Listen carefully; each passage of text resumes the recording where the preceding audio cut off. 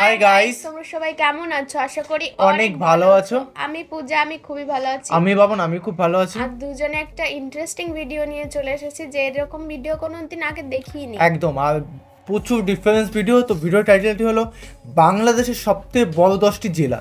তো অবশ্যই বাংলাদেশের মধ্যে দেখবো যে বড় 10টি জেলা কী কী আছে। তার মধ্যে সিলেট আছে, খুলনা আছে, আর বিভিন্ন ধরনের কোন কোন জেলা আছে 10টি অবশ্যই দেখা দরকার। তেমন পরিবেশ কেমন, দেখতে কেমন, জায়গাগুলো কেমন, ভাষাগুলো কেমন, অবশ্যই প্রকৃতিটি কেমন, সব কিছু ডিটেলসে আজকে ভিডিওর মধ্যে দেখবো। কারণ বাংলাদেশটা আজকে নতুনভাবে একটা দেখা, হ্যাঁ একদমই, কারণ বাংলাদেশটা আমরা নতুনভাবে দেখবো আজকে। কারণ বাংলাদেশ তো নামেই শুনছি, কিন্তু ভিতরে যে জেলাগুলো আছে সেগুলো ডিটেলসে অবশ্য শোনা হয়নি ভালোভাবে। তো আজকে ডিটেলসে দেখবো, মেন ভিডিও তোমার ডিসক্রিপশন বক্সে পেয়ে যাবে, ওখান থেকে তোমরা চেক আউট করতে পারো। তো চলো গাইস, বেশি দেরি করবো না, আর সাবস্ক্রাইব করে দিও চ্যানেলে। তো চলো গাইস, আজকে ভিডিওটি শুরু করা যাক।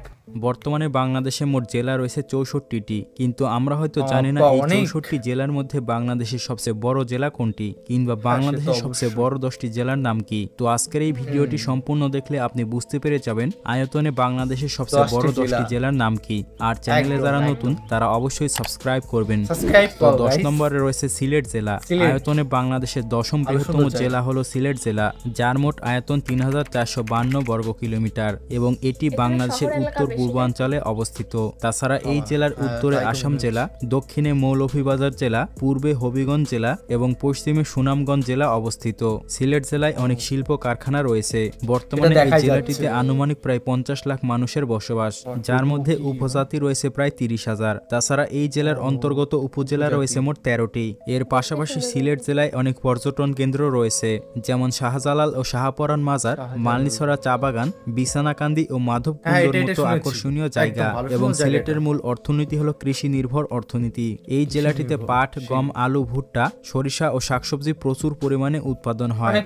এরপরে 9 নম্বরে রয়েছে সুনামগঞ্জ জেলা। আয়তনে বাংলাদেশের 9ম বৃহত্তম জেলা হলো সুনামগঞ্জ জেলা।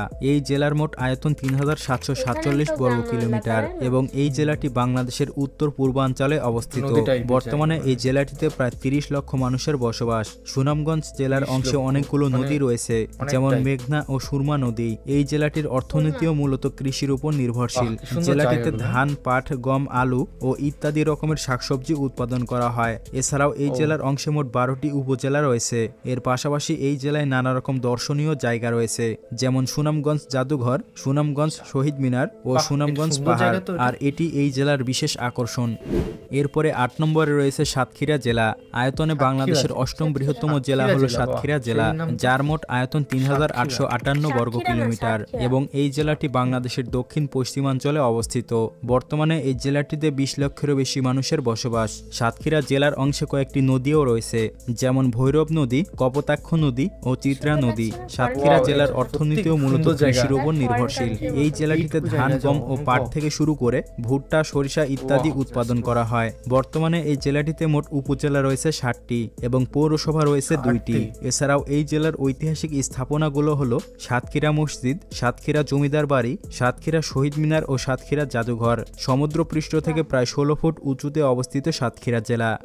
এরপরে 7 নম্বরে রয়েছে বাগেরহাট জেলা। আয়তনে বাংলাদেশের 7ম বৃহত্তম জেলা হলো বাগেরহাট জেলা।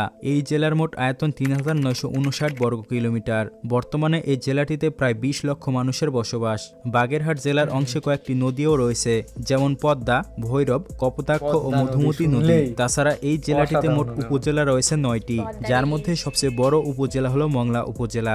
বাগেরহাট জেলার অর্থনীতিও মূলত কৃষির উপর নির্ভরশীল। এই জেলাটিতে প্রচুর পরিমাণে ধান, পাট, গম, সরিষা ও শাকসবজি উৎপাদন করা হয়। পর্যটন শিল্পে এই জেলার বিশেষ আকর্ষণ হলো 60 গম্বুজ মসজিদ, যেটি দেখার জন্য বাংলাদেশের বিভিন্ন জেলা থেকে মানুষ এখানে ভ্রমণে আসে। তাছাড়াও রয়েছে দুর্গাপুর মসজিদ, হিরণপুর মসজিদ, বাগেরহাট শহর জাদুঘর ও সুন্দরবন জাতীয় উদ্যান। সহজভাবে বলতে গেলে বাগেরহাট জেলা একটি জনপ্রিয় পর্যটন কেন্দ্র হিসেবে পরিচিত। এরপরে 6 নম্বরে রয়েছে নোয়াখালী জেলা। আয়তনে বাংলাদেশের 6ম বৃহত্তম জেলা হলো নোয়াখালী জেলা, যেটি বাংলাদেশের দক্ষিণ পূর্বাঞ্চলে অবস্থিত এবং এটি চট্টগ্রাম বিভাগের অন্তর্গত। এই জেলার মোট আয়তন 4202 বর্গ কিলোমিটার, আর বর্তমানে এই জেলাটিতে প্রায় 40 লক্ষ মানুষের বসবাস। এবং এই জেলাটিতে মোট উপজেলা রয়েছে 9টি, যার মধ্যে সবচেয়ে বড় উপজেলা হলো হাতিয়া উপজেলা। নোয়াখালী জেলাও মূলত কৃষির উপর নির্ভরশীল। এই জেলাটিতে প্রচুর পরিমাণে আম, কলা, ধান ও পাট উৎপাদন করা হয়। 1821 সালে এই নোয়াখালী জেলা প্রতিষ্ঠিত হয়েছিল। তাছাড়া নোয়াখালী বাংলাদেশের একমাত্র জেলা যার নিজ নামে কোনো শহর নেই। এরপরে 5 নম্বরে রয়েছে ময়মনসিংহ জেলা। আয়তনে বাংলাদেশের পঞ্চম বৃহত্তম জেলা হচ্ছে ময়মনসিংহ জেলা, যার মোট আয়তন 4363 বর্গ কিলোমিটার এবং ময়মনসিংহ জেলা বাংলাদেশের উত্তর মধ্যাঞ্চলে অবস্থিত। বর্তমানে এই জেলাটিতে প্রায় 60 লক্ষেরও বেশি মানুষের বসবাস এবং এই জেলাটিতে উপজেলা রয়েছে মোট 13টি, যার মধ্যে সবচেয়ে বড় উপজেলার নাম হচ্ছে ভালুকা। ময়মনসিংহ জেলা মূলত কৃষির উপর নির্ভরশীল আর এই জেলার প্রধান ফল হচ্ছে আম। 1987 সালে এই ময়মনসিংহ জেলাটি প্রতিষ্ঠিত হয়েছিল এবং যখন এটা প্রতিষ্ঠিত হয়েছিল তখন এটি ছিল ভারতীয় উপমহাদেশের সর্ববৃহত্তম জেলা। ময়মনসিংহ জেলায় রয়েছে অনেক ঐতিহাসিক স্থাপনা, যেমন মহারাজা ঈশা খাঁর মসজিদ, ময়মনসিংহ জাতীয় জাদুঘর এবং ময়মনসিংহ চিড়িয়াখানা। এরপরে 4 নম্বরে রয়েছে খুলনা জেলা। আয়তনে বাংলাদেশের 4র্থ বৃহত্তম জেলা হচ্ছে খুলনা জেলা। এটি বাংলাদেশের দক্ষিণ পশ্চিমাঞ্চলে অবস্থিত একটি জেলা। এই জেলার মোট আয়তন 4395 বর্গ কিলোমিটার আর এই জেলাটি খুলনা বিভাগের অন্তর্গত। বর্তমানে এই জেলাটিতে প্রায় 30 লক্ষ মানুষের বসবাস এবং এই জেলাটিতে মোট উপজেলা রয়েছে 9টি, যার মধ্যে সবচেয়ে বড় উপজেলা হলো কয়রা উপজেলা। 1882 সালে খুলনা জেলাটি প্রতিষ্ঠিত হয়েছিল। বর্তমানে এই জেলাটিতে শিক্ষা ও স্বাস্থ্য ব্যবস্থা অনেক উন্নত। তাছাড়া বাংলাদেশের একটি অন্যতম উন্নত জেলা হচ্ছে খুলনা জেলা। এই জেলাটির মূল আকর্ষণ হচ্ছে সুন্দরবন ফরেস্ট, যেখানে প্রতি বছর লক্ষ লক্ষ মানুষ ভ্রমণে আসে। খুলনা জেলা থেকে সুন্দরবনের দূরত্ব প্রায় 70 কিলোমিটার। এরপরে 3 নম্বরে রয়েছে বান্দরবান জেলা। আয়তনে বাংলাদেশের 3য় বৃহত্তম জেলা হচ্ছে বান্দরবান জেলা। জেলাটির মোট আয়তন 4479 বর্গ কিলোমিটার এবং এটি বাংলাদেশের দক্ষিণ পূর্বাঞ্চলে অবস্থিত একটি জেলা। আর আপনারা তো এটা নিশ্চয়ই জানেন, এটি চট্টগ্রাম বিভাগের অন্তর্গত। বর্তমানে এই জেলাটিতে 5 লক্ষেরও বেশি মানুষের বসবাস এবং এই জেলাটি পাহাড়ি অঞ্চল হওয়ার কারণে এখানে জনসংখ্যার পরিমাণ অনেক কম। এই জেলাটিতে মোট উপজেলা রয়েছে 60টি এবং বান্দরবান জেলার প্রধান নদীর নাম হচ্ছে সাঙ্গু নদী। 1981 সালে এই বান্দরবান জেলা প্রতিষ্ঠিত হয়েছিল। বান্দরবান জেলার প্রাকৃতিক সৌন্দর্য অত্যন্ত বৈচিত্র্যময়। তাছাড়া এই জেলাতে রয়েছে অনেক আকর্ষণীয় পর্যটন স্থান, যেমন নীলগিরি পাহাড়, ক্রেওক্রাডং পাহাড়, রোয়াংছড়ি জাতীয় উদ্যান এবং লামা জাতীয় উদ্যান। আর এই সব জায়গা ঘোরার জন্য প্রতি বছর বাংলাদেশের বিভিন্ন জেলা থেকে অনেক মানুষ ভ্রমণে আসে। এরপরে 2 নম্বরে রয়েছে চট্টগ্রাম জেলা।